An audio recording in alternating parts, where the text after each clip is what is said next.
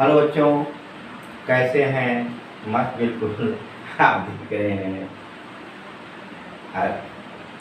Chemistry classes by AD sir. आप लोगों को आज बताया जाएगा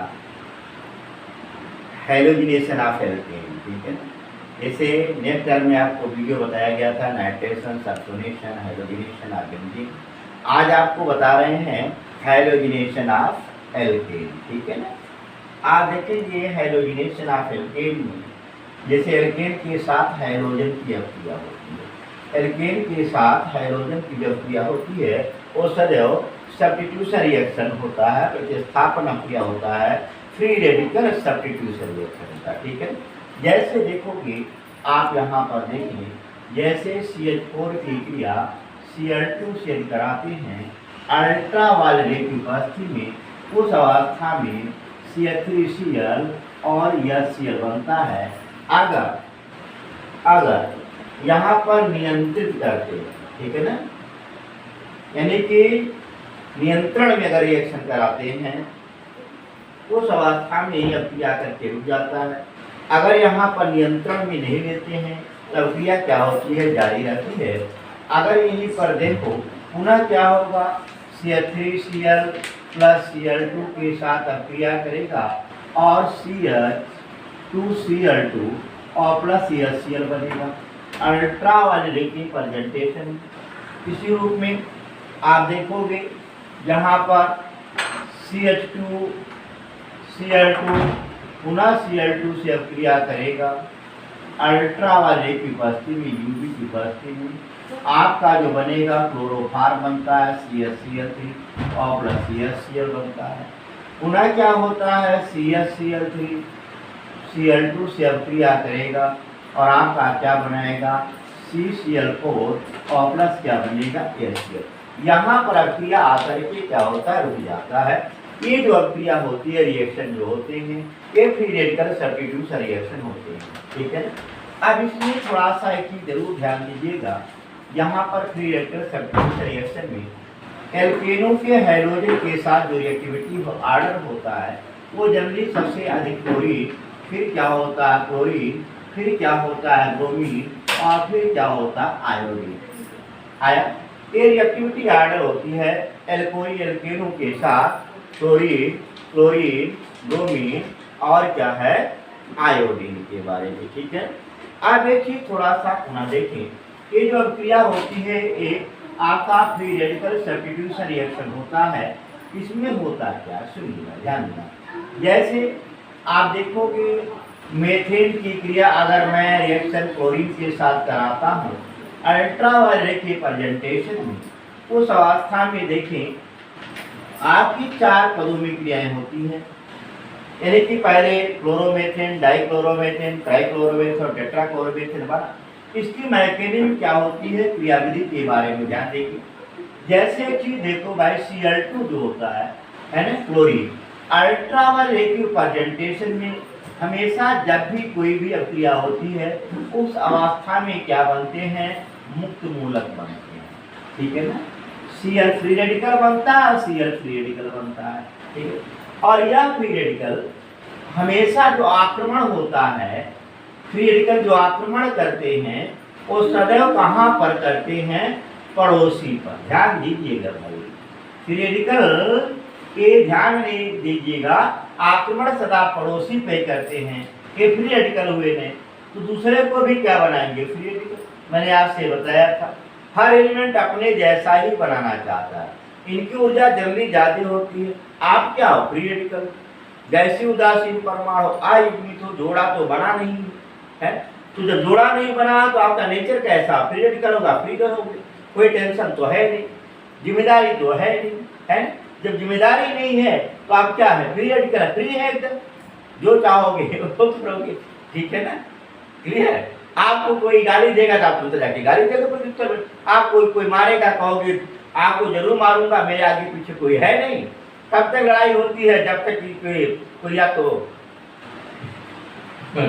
मध्यस्थ न हो जाए, या आप देखेंगे सुनिए, या तो यहाँ से किसी को हटाना किया जाए। सुनिए, अब ये फ्री रेडिकल क्या करेगा, दूसरे को क्या बनाएगा, फ्री रेडिकल बनाएगा। देखो ये तो अपना जोड़ा बना लिया, ये भी फ्री रेडिकल। हाँ, कार्बन ये हाइड्रोजन के साथ जाए, कार्बन के साथ क्यों नहीं गया? पहला चीज भाई, जिसकी विद्युदात्मकता जो धनी होता है, हर एलिमेंट कहाँ जाता है कि दरिद्र के यहाँ जाने के लिए कि धनाढ़ के यहाँ जाने के लिए।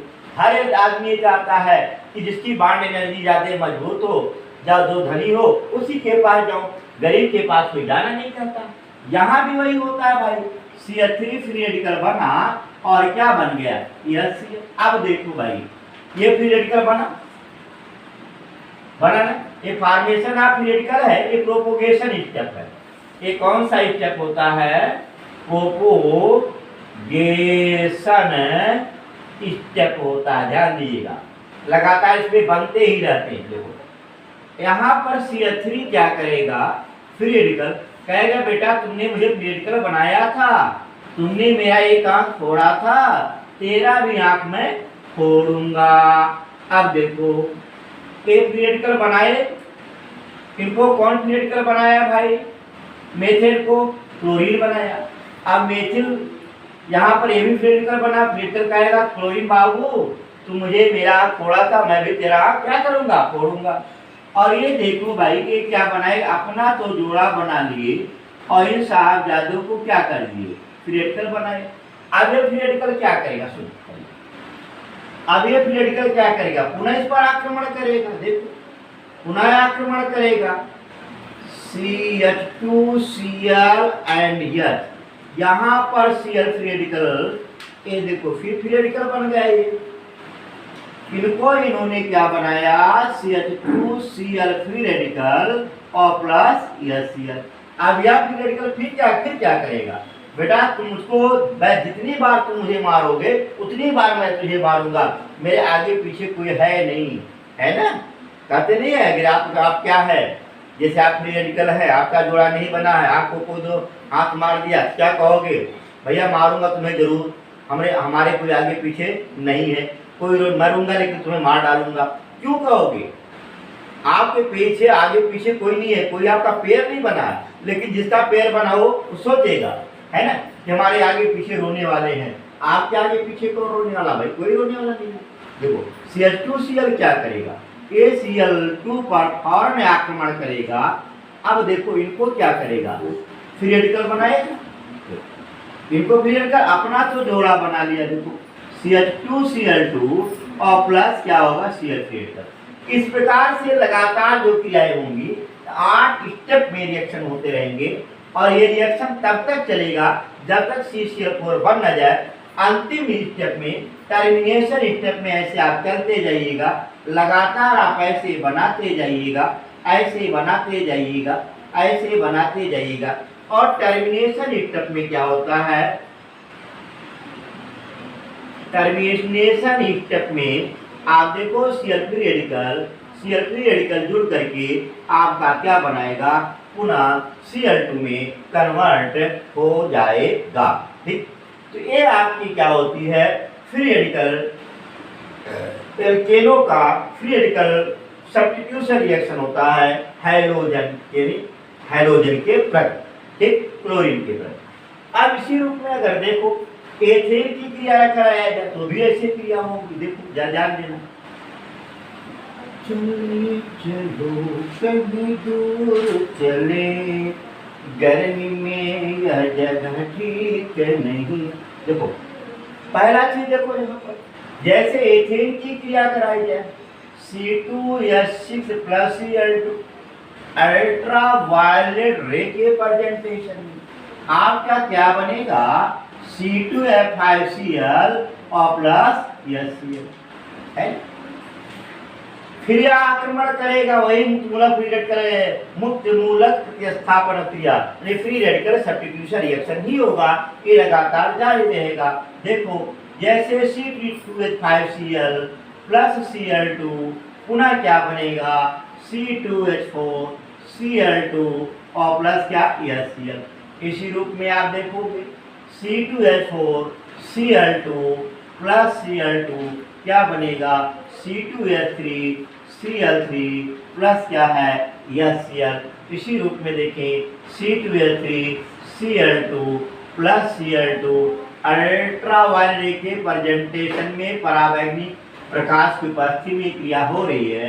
C2H2 Cl4 प्लस क्या है HCl C2H2 Cl4 plus Cl2 ultraviolet की उपस्थिति में C2H Cl5 प्लस क्या है HCl, इसी रूप में C2H Cl5 plus Cl2 ultraviolet की उपस्थिति में C2 Cl6 है और प्लस HCl।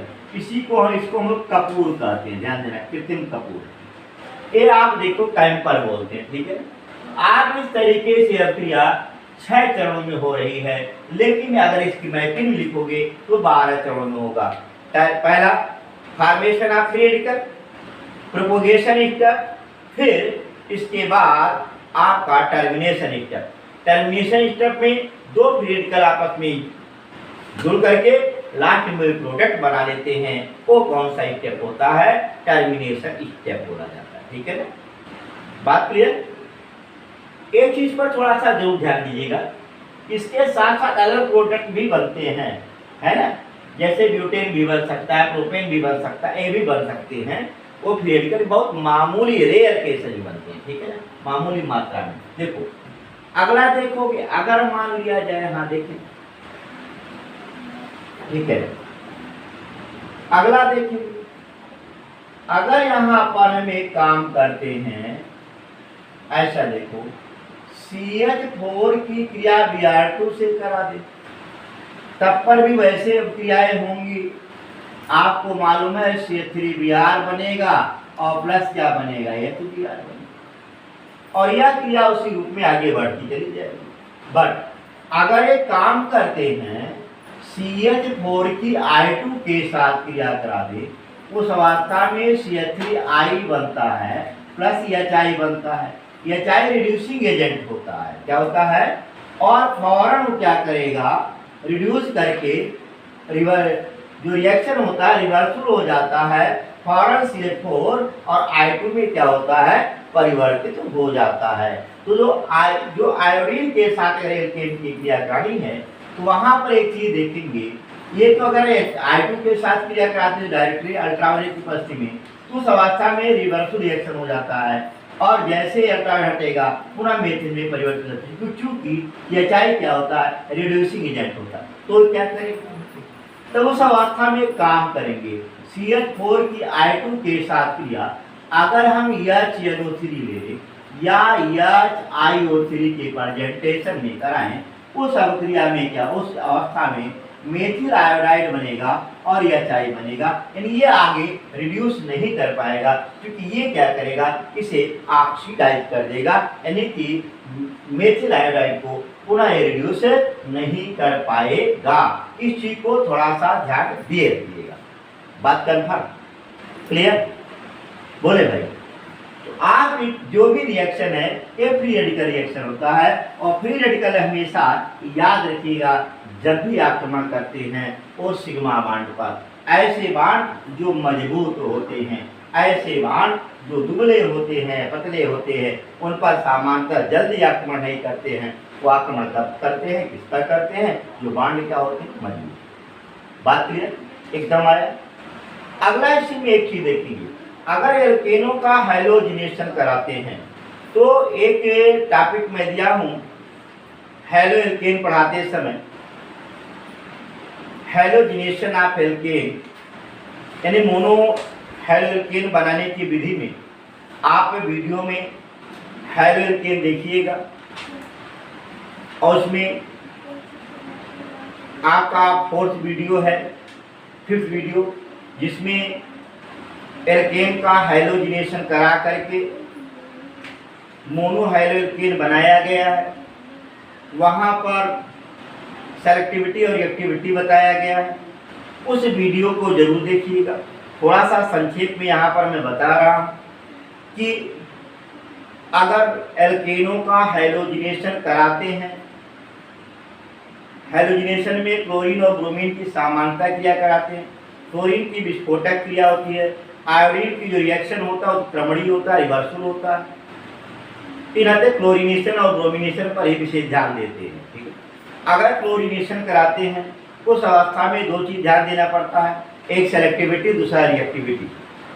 ब्रोमिनेशन में भी जो क्रिया कराते हैं सेलेक्टिविटी और रिएक्टिविटी दो चीज ध्यान देना पड़ता है, और सेलेक्टिविटी और रिएक्टिविटी निकाल करके ही एल्केनों का हैलोजिनेशन में मेजर और माइनर प्रोडक्ट प्राप्त करते हैं।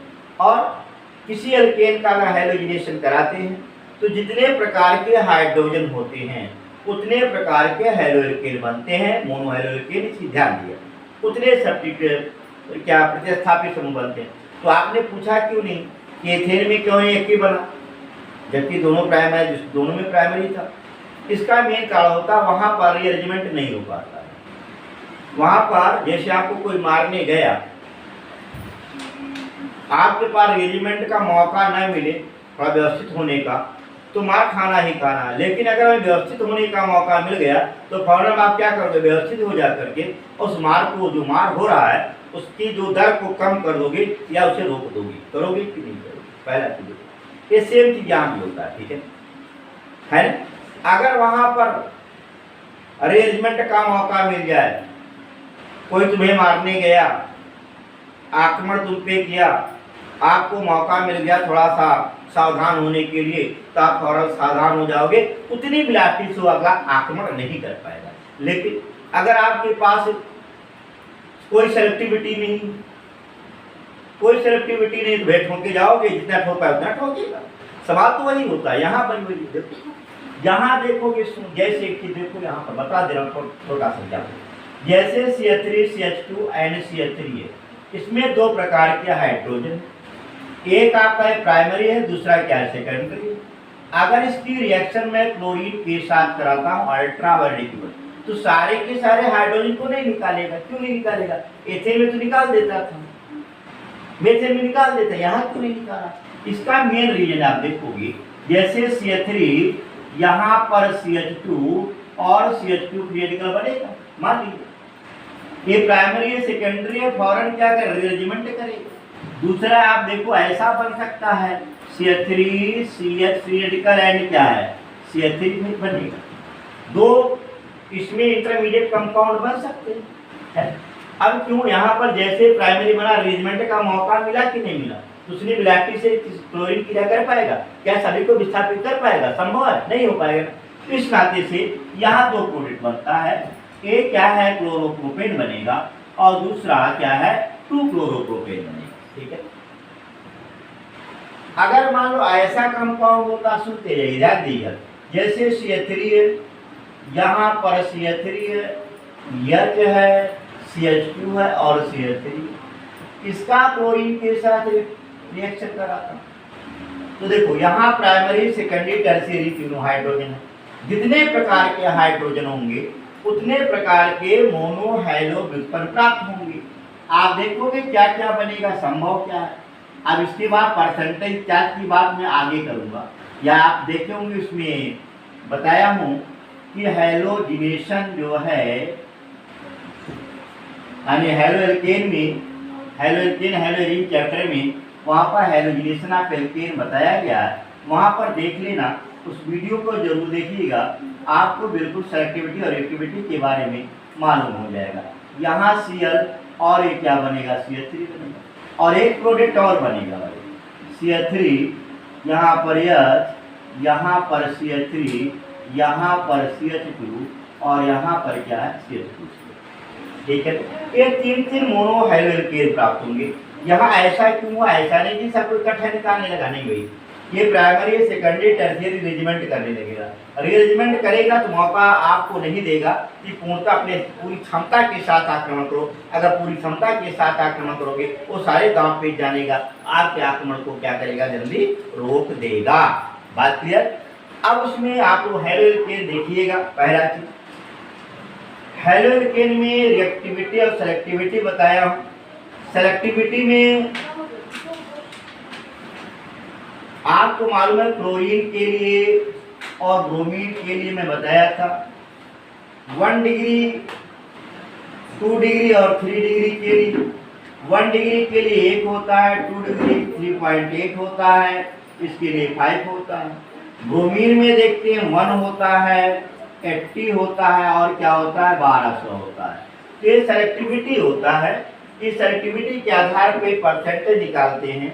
उसके लिए आप हैलो एल्केन और हैलो एरीन चैप्टर देखिएगा, ठीक है ना।